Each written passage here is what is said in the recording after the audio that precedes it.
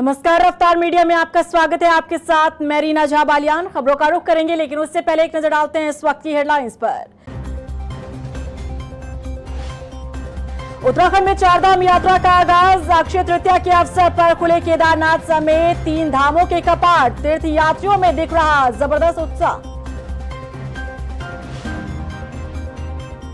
देहरादून नगर निगम में स्वच्छता समिति के नाम पर हुआ घोटाला। जांच में सामने आया फर्जीवाड़ा। कागजों में स्वच्छता समिति बनाकर पैसों की हुई बंदरबाट। बीजेपी के पूर्व विधायक राजेश शुक्ला के बिगड़े बोल। किच्छा विधायक तिलक राज बेहड़ के लिए किया अमर्यादित भाषा का इस्तेमाल। आहत होकर बेहड़ ने सरकार को लिखा पत्र। वनअग्नि की घटनाओं पर नहीं रुक रही सियासत। सरकार पर कांग्रेसी हमलावर। विधायक सुमित हृदेश बोले, खानापूर्ति के लिए हो रही बैठक। और चलिए बुलेटिन की शुरुआत कर लेते हैं। आज से चारधाम यात्रा की शुरुआत हो गई है। अक्षय तृतीया के अवसर पर बाबा केदार के साथ ही यमुनोत्री और गंगोत्री धाम के कपाट पूरे विधि विधान के साथ खोले गए। यात्रा के पहले ही दिन बड़ी संख्या में श्रद्धालु बाबा के द्वार पहुंचे। देखिए रिपोर्ट। चारधाम यात्रा का हुआ आगाज। बाबा के जयकारों से गूंजी केदारपुरी। विधि विधान के साथ खुले केदारनाथ धाम के कपाट। पहले ही दिन बड़ी संख्या में पहुंचे श्रद्धालु। अक्षय तृतीया के मौके पर आज पूरे विधि विधान के साथ केदारनाथ धाम के कपाट खोल दिए गए और इसी के साथ चारधाम यात्रा की शुरुआत हो गई है। बाबा केदार के कपाट आज सुबह 7 बजे खोले गए।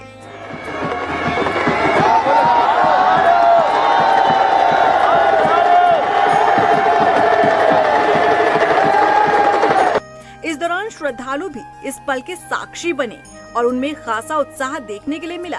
आपको बता दें कि आज जब बाबा के कपाट खुले उस दौरान इस क्षेत्र का तापमान -1 डिग्री दर्ज किया गया। कपाट खुलने के मौके पर भक्तों की भारी भीड़ उमड़ पड़ी। तापमान में गिरावट भी श्रद्धालुओं की श्रद्धा और उनके हौसलों को कम नहीं कर पाई। केदारनाथ धाम में कपाट उद्घाटन के मौके पर सीएम धामी अपनी पत्नी के साथ मौजूद रहे और बाबा केदार का आशीर्वाद उन्होंने लिया। इस दौरान केदारपुरी हर हर महादेव के जयकारों से गूंज उठी।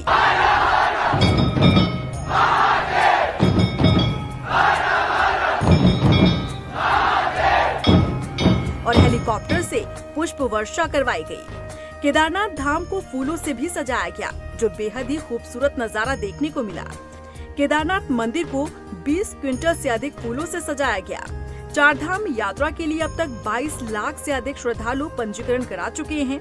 पंजीकरण के आंकड़े को देखते हुए इस बार भी प्रदेश सरकार को चारधाम यात्रा में श्रद्धालुओं का नया रिकॉर्ड बनने की उम्मीद है। रफ्तार मीडिया के लिए देहरादून से ब्यूरो रिपोर्ट। वहीं चारधाम यात्रा पर बॉलीवुड एक्ट्रेस शिल्पा शेट्टी अपनी बहन शमिता शेट्टी और अन्य परिजनों के साथ पहुंची। शुक्रवार को देहरादून के डोईवाला के रुद्राक्ष एविएशन हेलीपैड से शिल्पा शेट्टी और उनके परिजनों ने उड़ान भरी। चारधाम यात्रा शुरू होते ही रुड़की एआरटीओ कार्यालय पर ग्रीन कार्ड बनवाने वाली गाड़ियों की संख्या में बढ़ोतरी हो रही है। रुड़की एआरटीओ एल्विन रॉक्सी के मुताबिक आरटीओ ऑफिस से कुछ दूरी पर यहां मोनफोर्ड स्कूल के सामने ग्रीन कार्ड बनवाने के लिए अलग से काउंटर लगाया गया है, ताकि पर्यटकों को किसी तरह से कोई परेशानी ना हो सके। ग्रीन कार्ड एक ऐसा प्रपत्र होता है जिसमें आपके सारे जो गाड़ी के कागज़ होते हैं वो चेक करके बनाया जाता है। अगर आपको कोई भी बीच में, कि आपको पता है सब जगह चारधाम यात्रा पे रूट पे चेकिंग है, तो कहीं कोई आपको रोकता है तो आप उसको ग्रीन कार्ड दिखा सकते हैं। उसका मतलब है कि आपकी गाड़ी ऑलरेडी चेक है। कल आपने बताया 30-40 से ग्रीन कार्ड बन पड़े, क्या आप कुछ ज़्यादा बनेंगे? हाँ, अभी देखिए काफ़ी ज़्यादा बन रहे हैं, अभी लगातार बढ़ते जा रहे हैं। दून नगर निगम में स्वच्छता समिति के वेतन के नाम पर 90 करोड़ के घोटाले की जांच पूरी हो चुकी है। स्वच्छता समिति वेतन फर्जीवाड़े की जांच रिपोर्ट को लेकर निवर्तमान पार्षदों और सफाई सुपरवाइजर में खलबली मच गई है, क्योंकि इस जांच में फर्जीवाड़े की पुष्टि हुई है। देखिए रिपोर्ट। दून नगर निगम में खुल गई घोटाले की पोल। जांच हुई तो मिल गया झोल। स्वच्छता समिति वेतन में फर्जीवाड़ा। निगम में हुआ 90 करोड़ का घोटाला। दून नगर निगम यूं तो समय समय पर अपने कारनामों को लेकर चर्चाओं में बना रहता है, लेकिन 5 साल का कार्यकाल पूरा होते ही निगम में कर्मचारियों के वेतन के नाम पर करोड़ों के घोटाले का जो मामला उजागर हुआ, अब इसे लेकर खुलासा किया गया है। दरअसल इस पर जांच बैठाई गई और अब ये जांच पूरी हो चुकी है। अब इसी जांच रिपोर्ट को लेकर निवर्तमान पार्षदों और सफाई सुपरवाइजर्स में खलबली मच गई है। जांच में करीब 100 कर्मचारियों के फर्जी नाम दर्शाकर वेतन भुगतान किए जाने की पुष्टि हुई है, जिसके बाद कई वार्डों में सफाई व्यवस्था के नाम पर सरकारी धनराशि को ठिकाने लगाने का मामला उजागर होने की आशंका है। माना जा रहा है कि इस जांच रिपोर्ट के आधार पर जल्द कार्रवाई की जा सकती है। इस बारे में मुख्य विकास अधिकारी झरना कामठान का कहना है कि इस प्रकरण की जांच पूरी कर रिपोर्ट डीएम सोनिका को सौंपी गई है।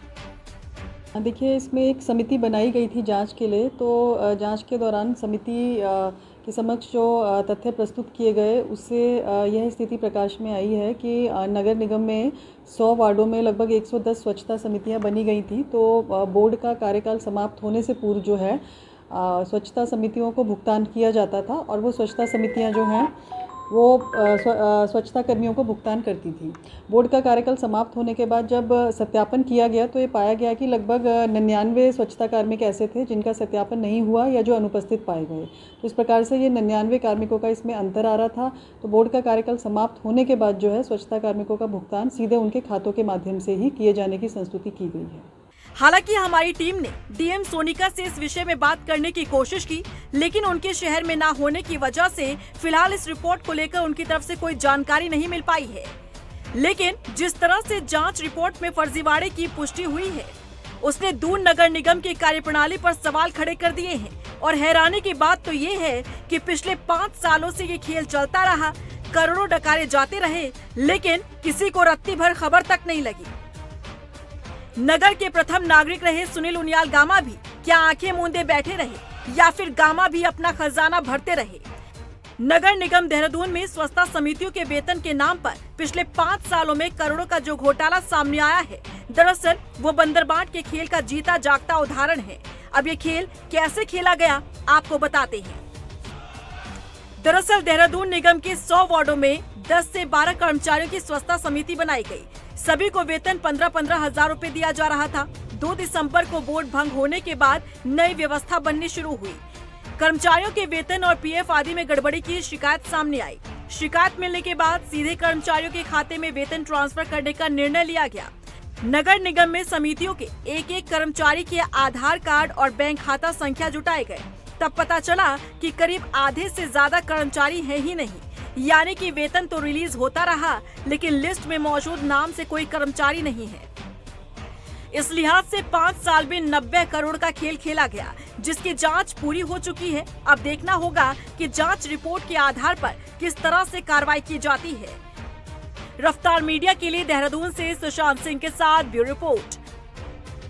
उत्तराखंड की राजनीति में अक्सर कई विवादित और गैर जिम्मेदाराना बयान सुनने को मिलते हैं और इसी कड़ी में किच्छा से पूर्व विधायक रहे राजेश शुक्ला का एक बयान सामने आया है, जिसमें वो वर्तमान विधायक तिलक राज बेहड़ पर निशाना साधते हुए अमर्यादित शब्दों का इस्तेमाल करते नजर आए, जिनसे आहत होकर अब तिलक राज बेहड़ ने सरकार को पत्र लिखकर अपने मानसिक इलाज की बात कही है।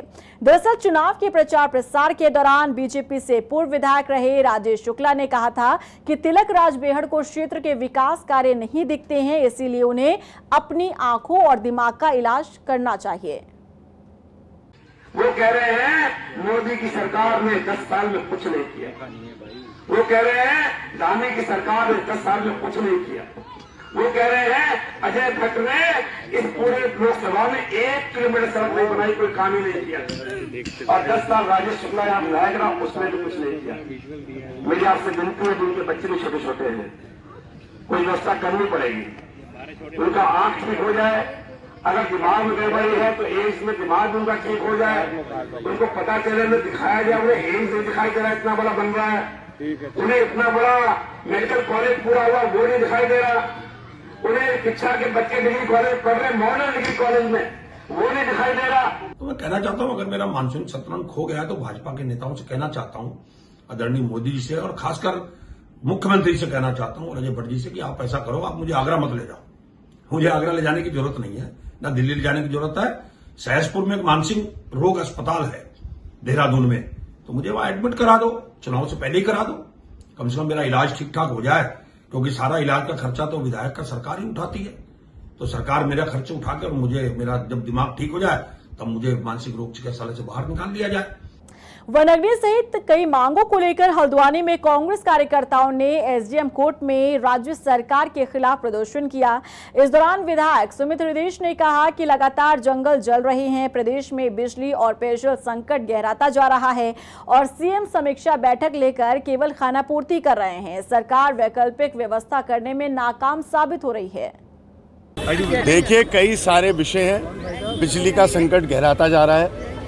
कल माननीय मुख्यमंत्री जी आए तो कल कटौती हुई नहीं, लेकिन आज जैसे मुख्यमंत्री जी यहाँ से गए, आज सुबह से आपने देखा होगा बिजली की लगातार कटौती हो रही है। कभी 13 घंटे, कभी 6 घंटे। इतनी गर्मी में लोगों को परेशान करने का संकल्प इस डबल इंजन की सरकार ने ले रखा है। उसके बाद पानी की किल्लत की बात करें, नलकूप सूख चुके हैं, जल स्तर गिर चुका है। हिमपात नहीं होने की वजह से वैसे ही जल का भारी संकट इस बारी हम लोग को उसका सामना करना पड़ेगा। और सरकार कहीं पे भी वैकल्पिक व्यवस्था की तैयारी के लिए नहीं हमें दिख रही है। अल्मोड़ा के जंगलों में भीषण आग पर काबू पाने के लिए पुलिस महकमे ने भी अपनी फोर्स जंगल में उतार दी है। एसएसपी देवेंद्र पींचा ने फायर सर्विस के साथ सभी थानों की पुलिस को वन विभाग के साथ आग बुझाने के निर्देश दिए, जिसके बाद वन विभाग के साथ ही फायर सर्विस के जवान और रेगुलर पुलिस भी जंगलों की आग बुझाते हुए नजर आई। देखिए, ये जो फायर वनाग्नि घटनाएं काफ़ी इस बीच में काफ़ी बढ़ी है, लेकिन इसमें हमारे लिए चैलेंज के रूप में भी है। इसको हमने न केवल फायर स्टेशन बल्कि लोकल थानों को भी ये साफ साफ निर्देश दिया है कि जहाँ भी ये वनाग्नि घटना होती है, फॉरेस्ट डिपार्टमेंट के साथ में मिलके, कंधे से कंधा मिलके खुद भी हम लोग को लग के इसको बुझाना है। फायर की हमारे जो 2 फायर स्टेशन जो रानीखेत और अल्मोड़ा में है, उनको टॉप पे रखा गया कि जैसे ही सूचना मिलती है तत्काल वो रवाना हो और यथाशीघ्र उसके ऊपर जो भी फायर वनाग्नि हो रही है उसको भी नियंत्रण रखें। जंगलों में आग लगने के बाद अब पानी के स्रोत बचाने के लिए जल संरक्षण और संवर्धन को लेकर टिहरी के जिलाधिकारी मयूर दीक्षित भी धरातल पर उतरे।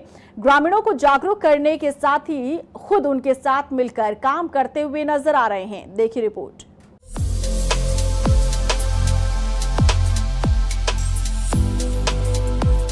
मॉनसून सीजन को लेकर शासन प्रशासन पहले से ही अलर्ट नजर आ रहा है।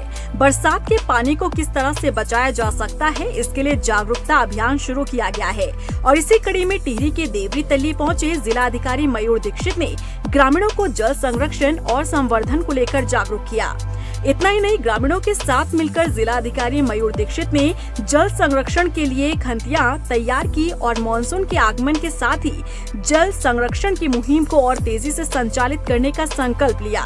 ग्रामीणों के बीच बैठे ये जिलाधिकारी उन्हें बता रहे हैं कि किस तरह से जन सहभागिता से भी हम अपने हर काम को आसान कर सकते हैं, चाहे फिर पानी बचाना हो या फिर जंगलों की आग बुझाना।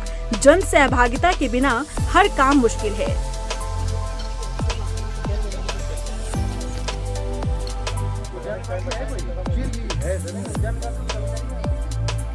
इसके अलावा जिलाधिकारी मयूर दीक्षित ने लोगों को ये भी समझाया कि हमारे जीवन में पानी की क्या अहमियत है और जल संरक्षण कैसे किया जा सकता है।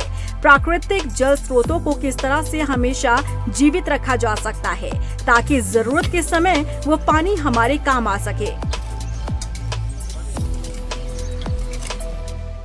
जो भी पानी के स्रोत हैं उनको जिससे हमारा जीवन यापन होता है उसको बचाना भी हमारी जिम्मेदारी है और जो आसपास के जंगल हैं उसको भी बचाना हमारी जिम्मेदारी है। तो उसके लिए जन सहभागिता के साथ साथ जो हमारी सरकारी स्कीम्स हैं उसका कन्वर्जेंस करके हम आगे भी कार्य करते हैं। जल संरक्षण के साथ साथ ग्रामीणों को जागरूक करना और उनकी समस्याओं को भी उनके बीच बैठकर ध्यान से सुनने की ये कोशिश काफी अपनेपन जैसी थी।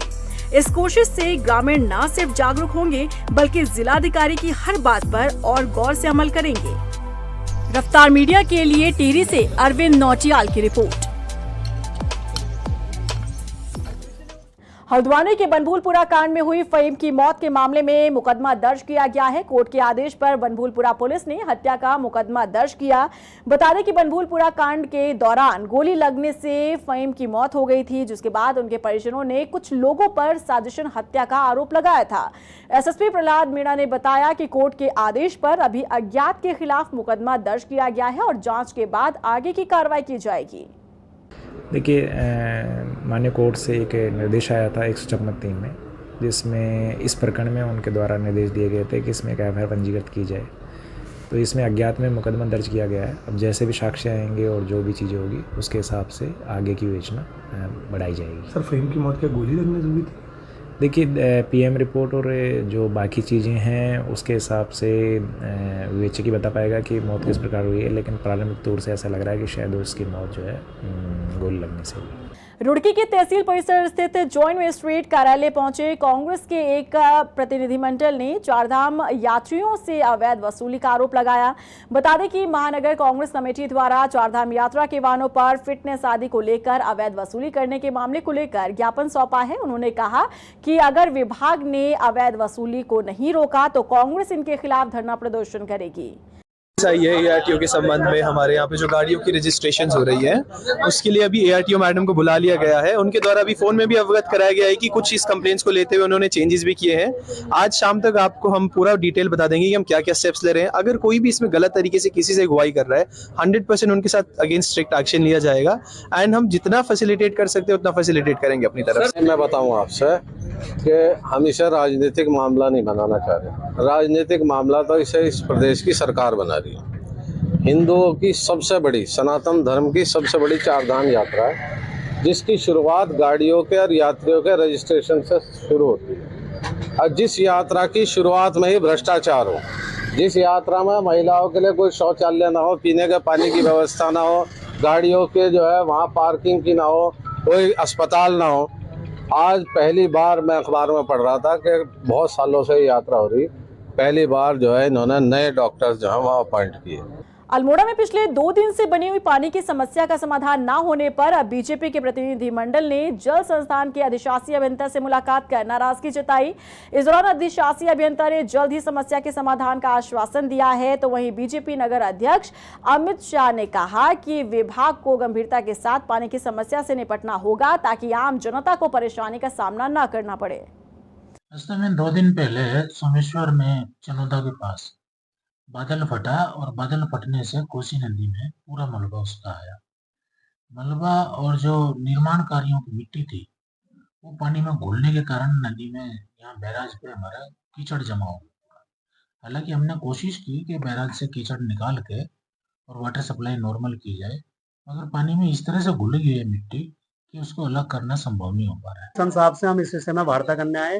शहर में 2 दिन से पानी की बहुत ही आपूर्ति हर मोहल्ले पर नहीं हो पा रही है, तो आज हमने हमारी इसी विषय में आज एक्शन साहब से वार्ता थी। एक्शन साहब ने बताया कि नीचे गाद काफी ज्यादा आ गई है और पंपिंग में काफी कीचड़ आ गया है, तो उनके द्वारा सफाई यहाँ पर की जा रही है। उन्होंने हमें आश्वासन दिया है कि शाम तक हर मोहल्ले में पानी की व्यवस्था हो जाएगी। लक्सर में अवैध खनन रुकने का नाम नहीं ले रहा है। आए दिन अवैध खनन को अंजाम देने वाले माफिया प्रशासन को चुनौती देते हुए क्षेत्र में जमकर अवैध खनन कर राजस्व विभाग को लाखों रुपए का चूना लगा रहे हैं। ये तस्वीरें लक्सर के मैतौली गांव के पास खेतों की है, जहां खुलेआम अवैध खनन को अंजाम दिया जा रहा है। बावजूद इसके प्रशासन इस पर अंकुश लगाने में नाकाम है। शिकायतें मुझे लगातार मिल रही है और लगातार मैं पटवारी को भी मौके पे भेज रहा हूँ और आज भी मुझे शिकायत मिली है। तो लेखपाल द्वारा जो मुझे बताया गया है कि 2-3 दिन पहले भी ये लोग गए थे, फील्ड में गए थे। हालांकि ट्रैक्टर वाले तो हाथ लगे नहीं, लेकिन जिस खेत से मिट्टी उठी है उसकी इन्होंने पैमाइश कर दी है और जो भी अवैध खनन में जो भी कार्रवाई होगी उसके खिलाफ कार्रवाई की जाएगी। इसके अलावा सघन चेकिंग के लिए हमें बता दिया है कि ऐसे लोगों को चिन्हित करो। हमारे पास फ़ोन नंबर वगैरह भी आ गए हैं, उनको हम यही तहसील में बुलवाएंगे और अगर कोई भी खनन से संबंधित कोई भी प्रकरण इस तरह का आता है तो उसके खिलाफ हम लोग कार्रवाई। वहीं किच्छा में भी खनन माफियाओं के हौसले बुलंद हैं, लेकिन खनन माफियाओं पर लगातार कार्रवाई की जा रही है। आपको बता दें कि यहां तहसील प्रशासन ने खनन माफियाओं की 3 जेसीबी पकड़ी। बताया जा रहा है कि आगे भी इस तरह की कार्रवाई जारी रहेगी और खनन माफियाओं पर बड़ी कार्रवाई होती रहेगी। रुड़की के सोलानी पार्क के पास गंग नहर में नहा रहे इमली खेड़ा के एक युवक को डूबते हुए जल पुलिस के एक जवान और जलवीर ने मिलकर बचाया। बता दें कि गर्मी के बढ़ते प्रकोप के चलते गंगा नहर में रोजाना सैकड़ों लोग नहाते हैं। कई बार इस तरह के हादसे होते हैं जिसमें कई लोगों की जान भी चली जाती है। यहाँ पे नहर पे तो जैसे हम खड़े थे तो हमने देखा ये लड़का यहाँ से कूदा तो ये सामने जाके डूब रहा था। तो इसे नहर दोनों गए और जल पुलिस वाले भी गए और तो इसे नहर से निकाल दिया गया। वहाँ तो डूब रहा था, बैठ रहा था, काफ़ी देर से हाथ मार रहा था, तो लास्ट ही चल रहा था इसमें। और इसी के साथ फिलहाल इस बुलेटिन में बस इतना ही, लेकिन चलते चलते एक नजर डालते हैं इस वक्त की हेडलाइंस पर। उत्तराखंड में चारधाम यात्रा का आगाज। अक्षय तृतीया के अवसर पर खुले केदारनाथ समेत 3 धामों के कपाट। तीर्थ यात्रियों में दिख रहा जबरदस्त उत्साह। देहरादून नगर निगम में स्वच्छता समिति के नाम पर हुआ घोटाला। जांच में सामने आया फर्जीवाड़ा। कागजों में स्वच्छता समिति बनाकर पैसों की हुई बंदरबाट। बीजेपी के पूर्व विधायक राजेश शुक्ला के बिगड़े बोल। इच्छा विधायक तिलक राज बेहड़ के लिए किया अमर्यादित भाषा का इस्तेमाल। आहत होकर बेहड़ ने सरकार को लिखा पत्र। वनअग्नि की घटनाओं पर नहीं रुक रही सियासत। सरकार पर कांग्रेसी हमलावर। विधायक सुमित हृदेश बोले खानापूर्ति के लिए हो रही बैठक।